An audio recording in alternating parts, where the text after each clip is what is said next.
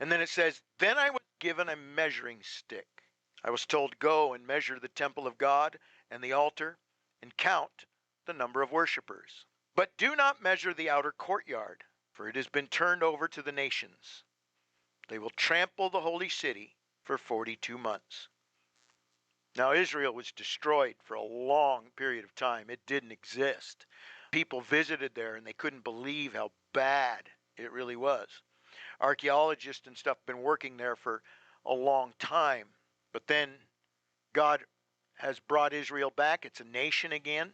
Jerusalem is the center of it. It is the capital again. Will there actually be another temple built?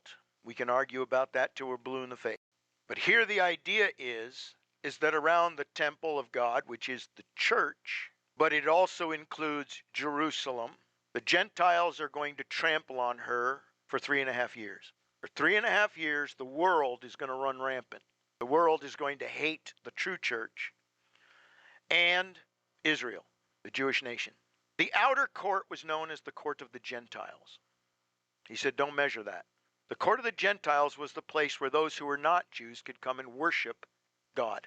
They could believe in God. They could worship God. The only way they could come into the inner part of the temple would be to be circumcised and be made Jews. Proselytes, they called them. Otherwise, they had to stay in this outer courtyard. But the temple was always meant to reach the whole world. But for 42 months, it will be trampled on. He goes on and he says, I will give power to my 2 witnesses. They will be clothed in burlap. The only way they could come into the inner part of the temple would be to be circumcised